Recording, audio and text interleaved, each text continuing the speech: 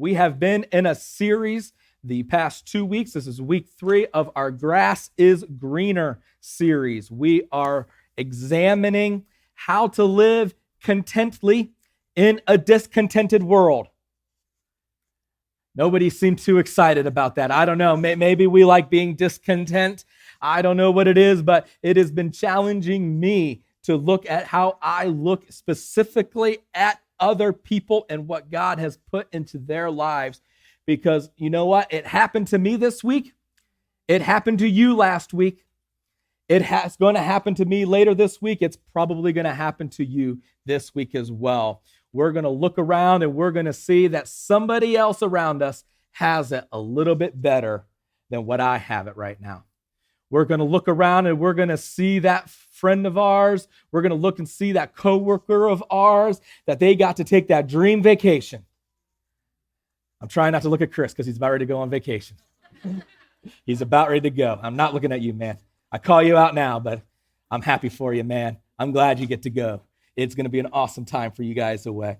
But you look around and it's like, why can't I take that kind of vacation? You look at that coworker or that relative, that somebody you know, they just got promoted at work, and you've been trying to get promoted for years. You're asking yourself, why can't I get promoted? And we ask these things and these questions, and we make these comparisons, and they seem harmless at first, but eventually they lead to discouragement, they lead to discontentment, and ultimately they lead to despair when we allow them to. And they get us looking at that greener grass that is their lives and asking that question, why can't it be like this for me? The hard truth of this series is that even when we arrive at those goals and at those benchmarks of our life that looked so much greener before we got there, we get there and we find out that the lawn maintenance for that grass is so much more than what we wanted to deal with. We look and see that there is still someone else that is better off than I am. We look and see that there's still something else that I want, and we look and see that there's still somewhere else that I want to go.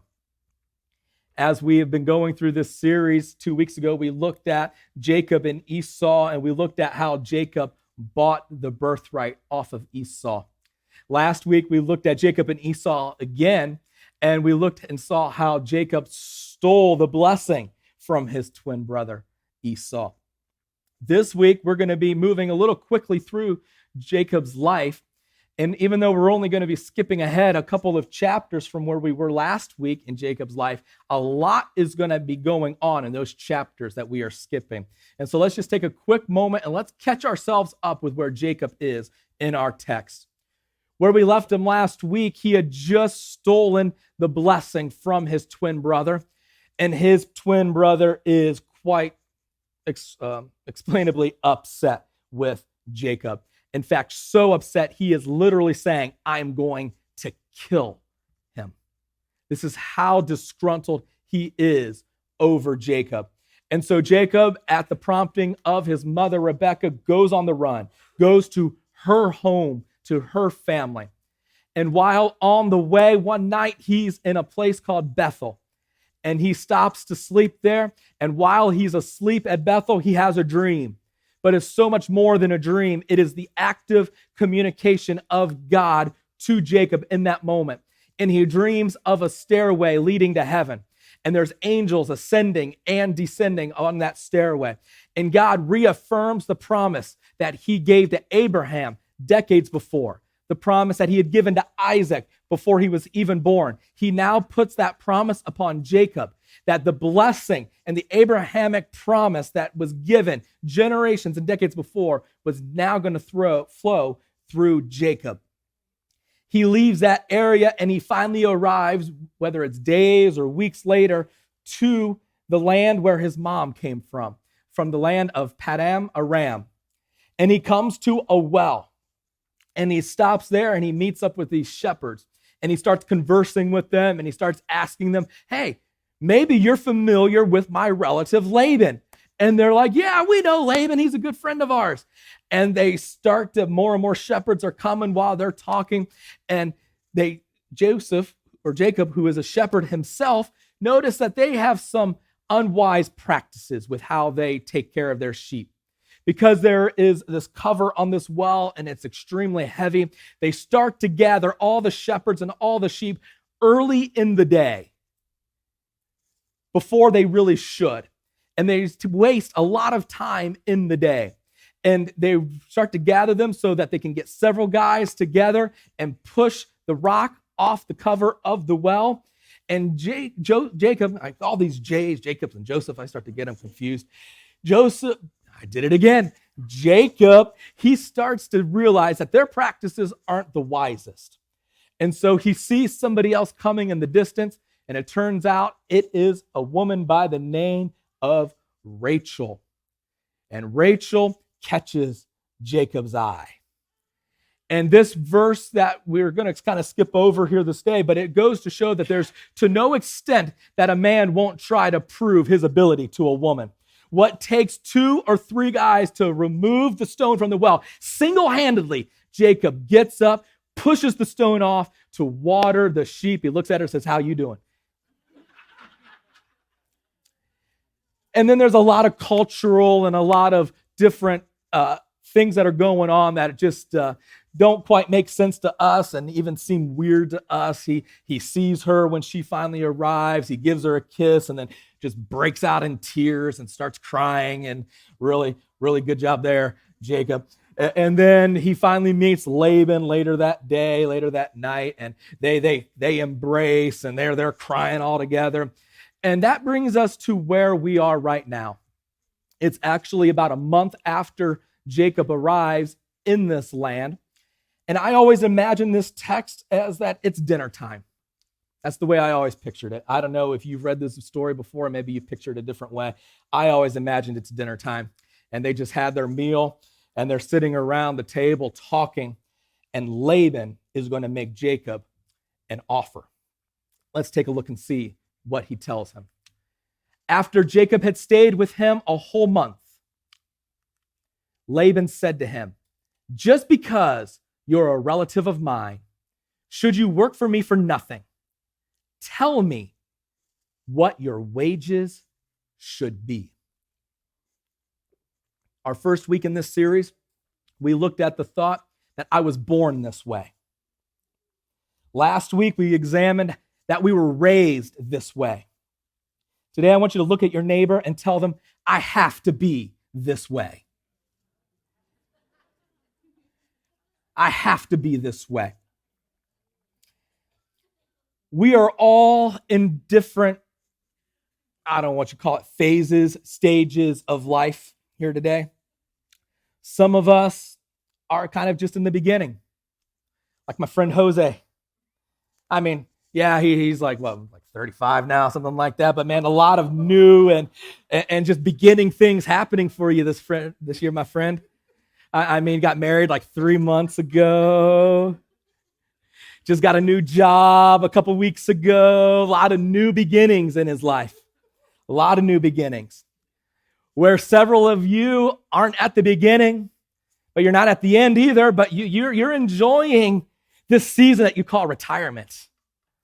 Some of you worked for decades upon decades, and now you're working that sweet life where you get up when you want to, you do what you want to, you do it how you want to, not a care in the world. You know, if you're living that life, that is farthest from the truth. You're probably busier now than what you were when you worked.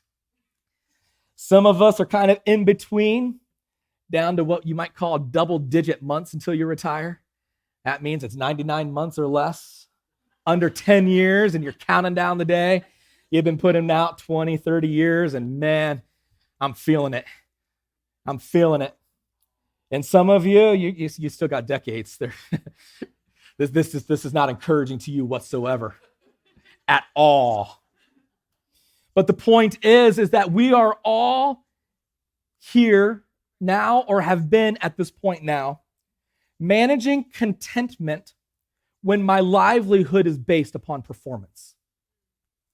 When what I have to do is measured by other people. I look around the room and I see several different people and different examples. I see my friend Tony. He owns his own business. He reports to himself. But yet he has to be aware of what other people are doing in the same field. Literally, he mows lawns or he pressure washes. He has to be aware of the price points that he's charging compared to other people. He has to be aware of the quality other people are putting out versus the quality he puts out. Because it's a competitive world and it's a competitive business. And if he's not able to adapt to that, he's going to be put out of business. On the other end of the spectrum, I see people like Chris or Sally. They work in a medical field to where they see patients or clients. And there's an expectation of people in their corporations that they have to see a certain amount of people a day or do a certain amount of things in a day, and balancing that with the paperwork and the side work and dealing with insurance and all these crazy things. I look around and I see people, he's not here this morning, but I thought of Scott Covert this morning. Scott, he builds incredible structures out of concrete, and he does different projects all around this state. And he has to be aware of the timing in which they do it because there's a contract that they're trying to get the next time. And if they spend too long on this one contract, they're not going to be able to get it the next time. Some of you are enjoying this season called retirement. I was thinking of Brother Louis Negron this week, retired a detective. But you know what? You don't get hired a detective, at least in my understanding, you don't. Chances are he got promoted, and what did you work before detective? You probably worked traffic, my friend. Am I assuming correctly? I was hoping I was assuming correctly. Maybe you can tell me if this is a myth or not. I've heard about a quota. I've heard about a quota. That there is a metric. Everybody has a metric. There's always a metric. Every job I've ever had, -2 at 2 different hotels, there was a metric that I had to follow. At the hotels, they were amazing. I didn't have a metric I had to follow. Just had to show up and work. Didn't have to worry about how many people I checked in or checked out. But there was also the aspect that it was 24/7 availability. And when I didn't like being available 24/7, I got into a field that wasn't 24/7. But then there was metrics. I worked for a bank, and it wasn't just distributing cash to people or taking their money and putting it in their accounts. There were sales goals at the 2 banks that I worked with. Even in my senior year of high school, I worked for a company that is no more. It was called Radio Shack. Maybe you remember Radio Shack. Maybe you miss Radio Shack, the ever amazing supply of batteries you can get. It was a sales job. But I vowed in my senior and junior year of high school that I was not working fast food. And I'm happy and I'm proud to say I've never worked fast food a day in my life. But I have worked sales. Even this last season, before we returned to Crossroads, I worked at Geico. And there were metrics. Just taking in claims. My friend Adonis is here this morning. He used to work for Geico too. He knows metrics. He knows what Geico expects. He worked in a completely different department than I did. But there was metrics. How many calls you taking? How are your claim files looking, John? Are they in order? Those customer service surveys. Did you say the right thing to them? Did they give you the right scores? And then there was also the sales aspect of it to it, trying to get the people to take their car to get repaired at our partnered shops because we had rates worked out with certain shops that we could, as a company, get them done cheaper at these shops and then save money, which was good for me because Geico is an awesome company to work for and they have profit sharing and all that, and that all comes back to its employees. But there's always metrics. So how am I supposed to live and keep a biblical mindset when my livelihood is based on performance? Where my hopes, my dreams, my goals are dependent upon being better today than I was yesterday and being better tomorrow than I was today. And especially when it seems like other people have no issue whatsoever meeting those expectations, meeting those goals. And after all, Scripture is quite clear when it comes to contentment. We've really been hanging out in Genesis, but Bible is very, very open to talking about contentment. Solomon in Ecclesiastes chapter 6, he says, enjoy what you have rather than desiring what you don't have. Just dreaming about nice things is meaningless, like a chasing after the wind. The Apostle Paul in Galatians chapter 6, he says, each one of you should test their own actions. Then they can take pride in themselves alone without comparing themselves to someone else. We've been going through the life of Jacob, and Jacob, in this next season of his life that we're going to be looking at this morning, he has a lot of reasons to be discontent over the next 20 years. The scripture talks about how over the course of the next 20 years, Laban is going to change his wages 10 different times. The scripture talks about how when Jacob finally wants to leave and go back to his homeland, he fears that Laban is going to take his family away from him. Jacob will end up sharing how he's been lied to and cheated and manipulated by his uncle Laban. And many of us, especially if you're familiar with Jacob and you've been here the past couple of weeks and looking at what he has done himself, we might say, well, he's just reaping what he sows. And absolutely 100%. I mean, he has sown some deceit. That is who he is. That is his name. He is deceiver. That is what he was called, literally. But yet, as we look at his life, particularly in the next few moments, we're going to see that his work ethic was nothing less than eager throughout the next 2 decades. Where anyone else in their right mind, you or I, would not have lived or stayed under the same circumstances he did. So looking at what he went through and some of the conditions of his work would be time well spent today. And will hopefully answer the question and show us how God will work when our mind is on him while we work. You see, many of us will go in tomorrow and we'll punch our clock and we'll do our thing and we'll try to stay sane. We'll try to stay competent. And as long as our mind is on the word and our hearts are put in alignment with his, and our voice can speak life over lifeless situations where we are at, God will be in the background doing his thing.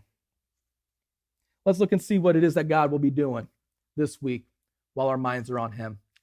First of all, God will incorporate purposed work and fulfilling work together. Jump with me to Genesis chapter 29. Starting in verse 16, it says, now Laban had 2 daughters. The name of the older daughter was Leah, and the name of the younger was Rachel. Leah had weak eyes, but Rachel had a lovely figure and was beautiful. Jacob was in love with Rachel and said, I'll work for you 7 years in return for your younger daughter, Rachel. Laban said, it's better that I give her to you than to another man, so stay here with me. This next verse, some of you ladies, you're going to like this one. This is the most romantic verse in the whole Bible. The most one. It says, so Jacob served 7 years to get Rachel, but they seemed like only a few days to him because of his love for her.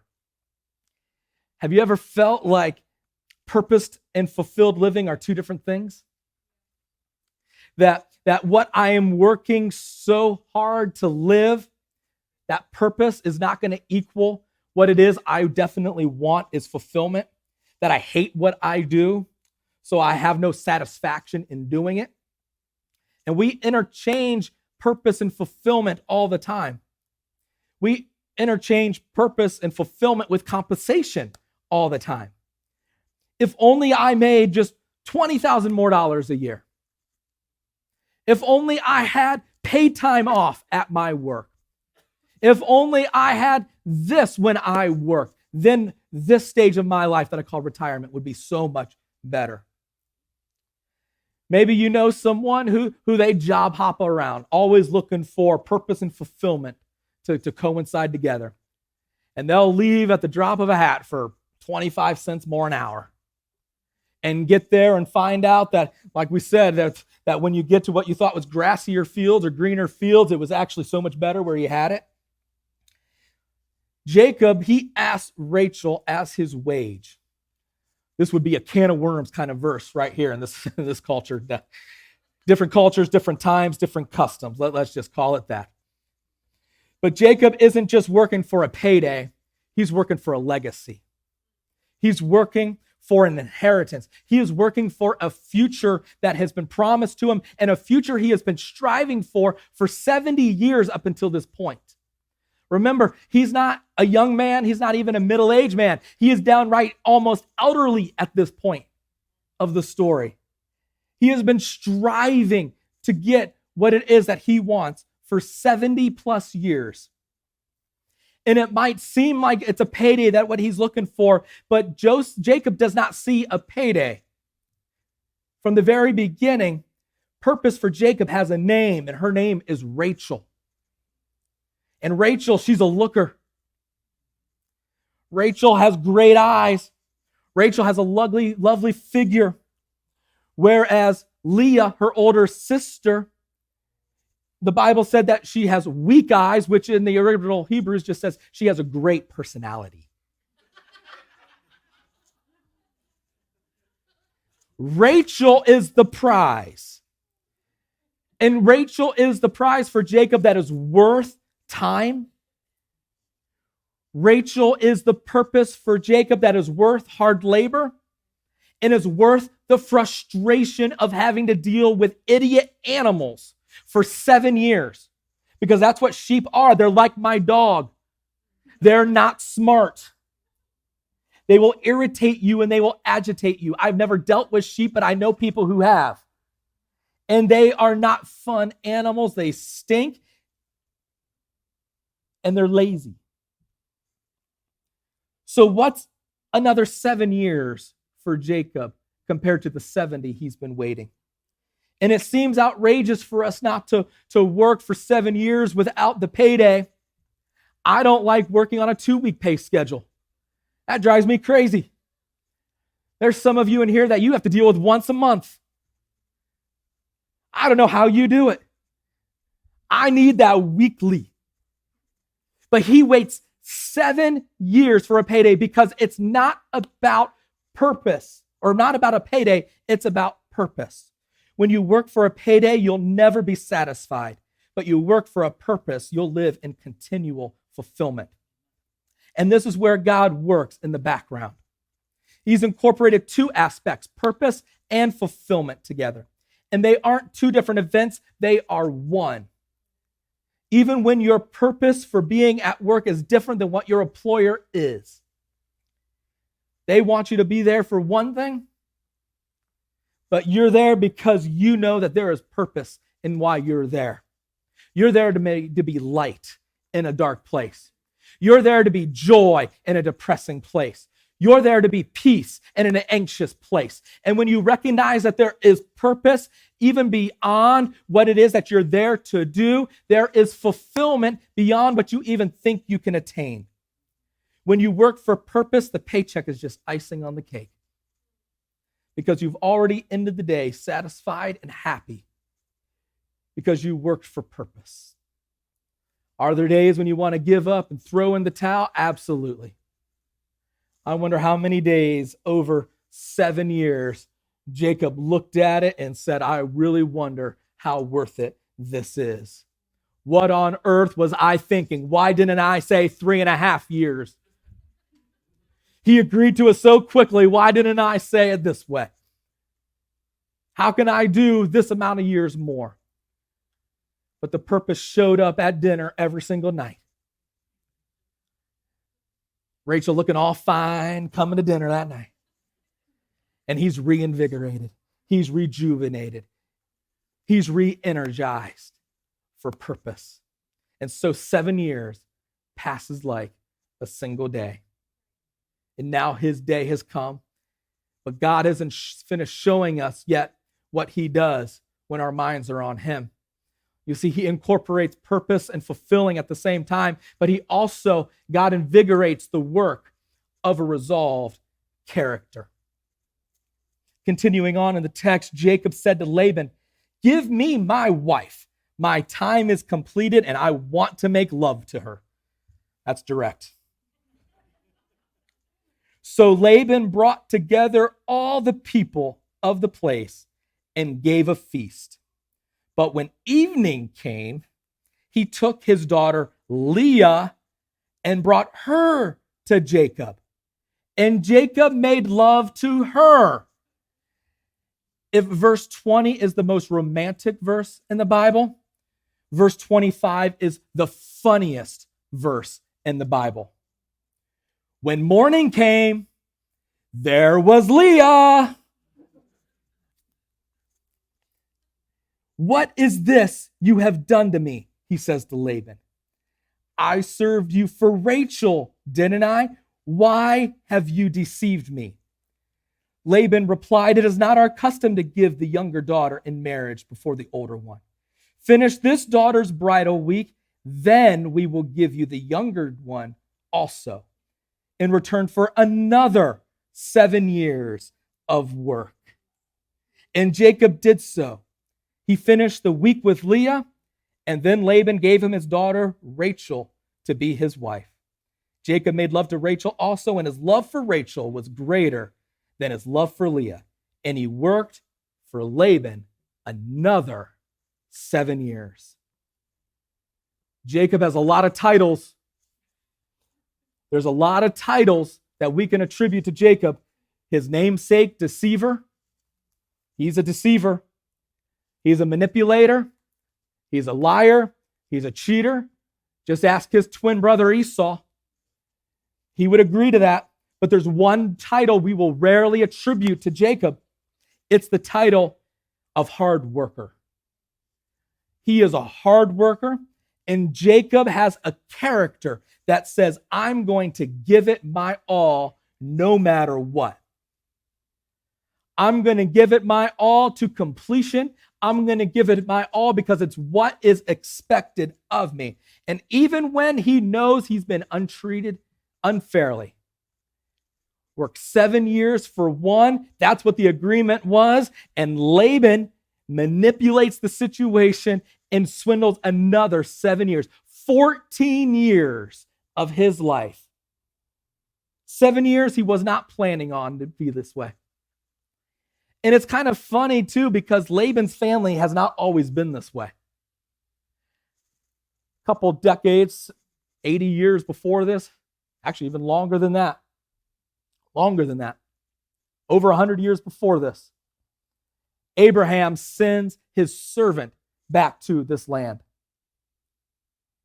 And a complete stranger comes to get a wife for Isaac, Abraham's son, from this family.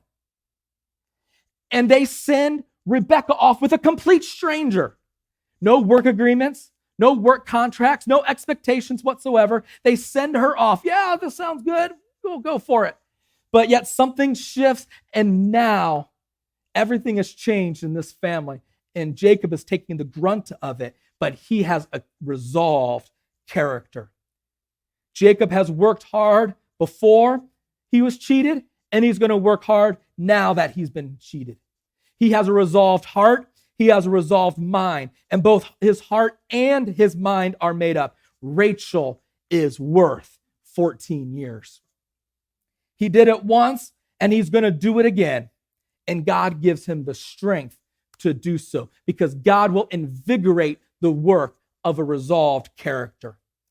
When we do what we do daily, whether it's in paid employment, whether it's what we spend our free time right now when we're in retired life, whatever it is, when you do it with the right character, a character that is resolved, a character that is dependent on God to carry you through, God will carry you through. When you have the determination to finish well, He will make sure that you finish well. And He will invigorate you along the way with everything you need. When you need peace, He's going to provide you peace. When you need life, He's going to give you life. When you need sustenance, He's going to provide that. When you need energy, He's going to energize. When you need rejuvenation, when you feel depleted, He's going to rejuvenate you. When you feel weak, He's going to revitalize you. And when you need help, He's going to reinforce you. He will invigorate everything in every aspect that you need. Isaiah chapter 40 spoke of this. He says He gives strength to the weary and increases the power of the weak. Those who hope in the Lord will renew their strength. They will soar on wings of eagles. They will run and not grow weary. They will walk and not be faint. Paul in Ephesians chapter 3, he said, now to him who is able to do exceedingly more than we ask or imagine, according to his power that's at work within us. And especially when I don't feel like doing it anymore, he invigorates. 2 Corinthians chapter 12, that is why, for Christ's sake, I delight in my weaknesses, in insults and hardships and persecutions and difficulties. For when I am weak, then I am strong. And it is his strength at work within me. Keep your eyes looking up to him this week. Keep your heart steadfast upon him this week, and he will work in you while you work this week. Thirdly, this morning, God's influence is on honest work. Jacob worked for Laban for 2 decades, and Laban's flocks prospered because of it, and Laban knew it. Laban knew the blessing and the favor and the expansion that he had for the past 2 decades was because of Jacob. He flat out says, I have found favor in your eyes. Please stay.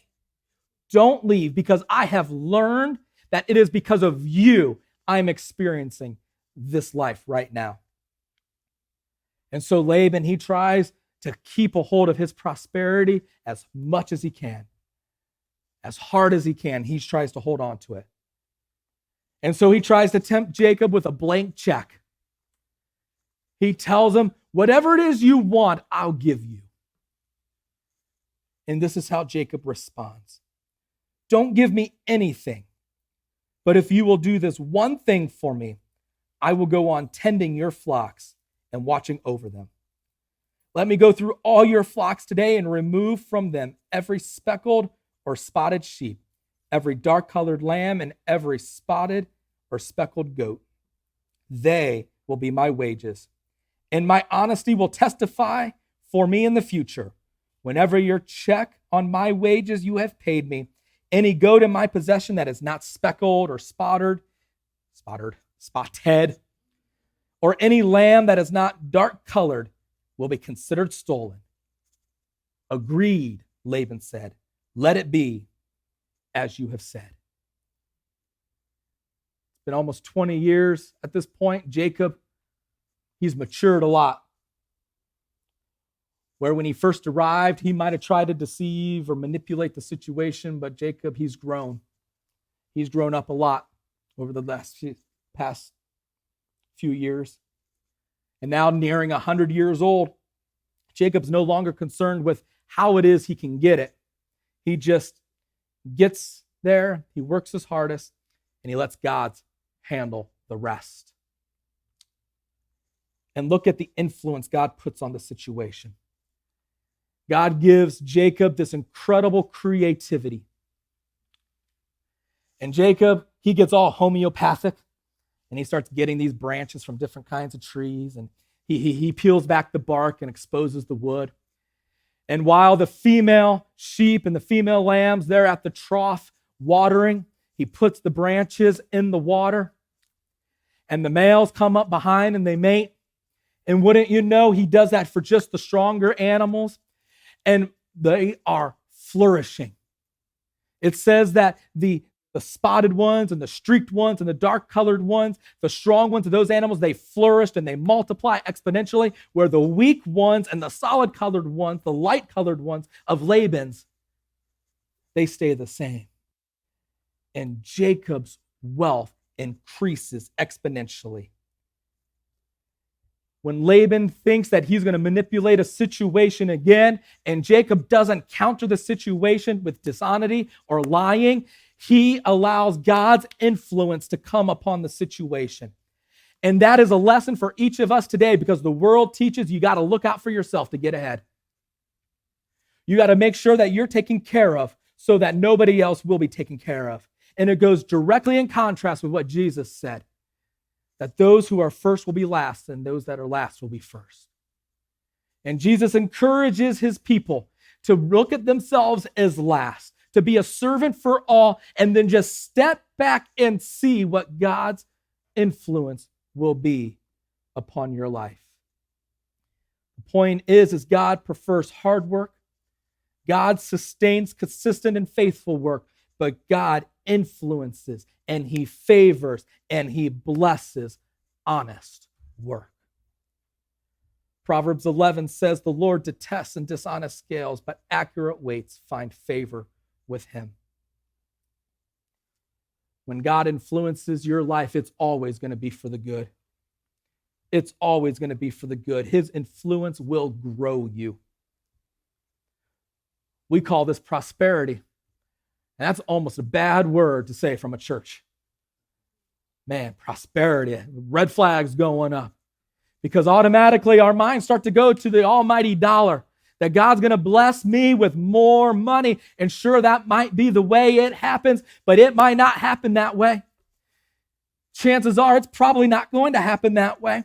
What if God blesses and he grants me influence? And he influences my influence with those around me.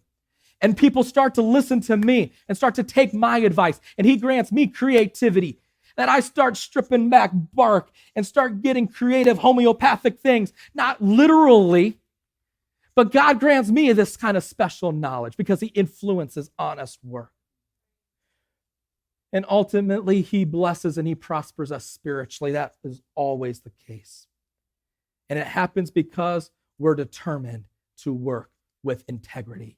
God's influence is on honest work. What is this about this week? You know, whether or not it's in our home life, wanting to be better parents, better spouses, better sons or better daughters, whether or not it's in our spiritual life, wanting just to be better disciples, better worshipers, better givers, whether it's in our work life, to want ourselves stretched more, to learn more, to be able to pursue better opportunities for ourselves. What this is all about this week is it is not wrong to better yourself. It is not wrong. Jacob, he arrived in this land with the clothes on his back. And he left exponentially better than what he came. He left with 11 sons. The 12th hadn't been born yet, but when he does leave, he leaves with 11 sons. He leaves with 2 wives. He leaves with large flocks of sheep and goats. He's got camels, he's got donkeys, he's got men and female servants. Because the truth of last week's closing verse rings true again today. That worrying about what we will eat, what we will drink, or what we will wear does not produce within us what God wants to be produced within us. But to better yourself, seek first his kingdom and his righteousness, and all these things would be given to you as well. That turning point in Jacob's life, I think, was Bethel. When he stopped there for a night and he had that encounter with God. Sure, it probably didn't happen overnight. His desire to change, it didn't happen overnight. But over the course of the next 20 years, as he concerned himself, not with the promise, but with the promiser, God added everything else to his life. And when you focus not on bettering yourself for your own self, but bettering yourself because of him who promised these things, seeking what he wants, seeking his kingdom and his precepts and his desires upon your life, seeking his actions to be your actions, that his thoughts would be your thoughts, that his righteousness would be your righteousness. look and see what everything else that would be added to it. You won't have time to look around and see what's missing from your life. You won't be able to look around and see what everyone else has, because your grass will be the greenest grass around this morning. With every head bowed and every eye closed today,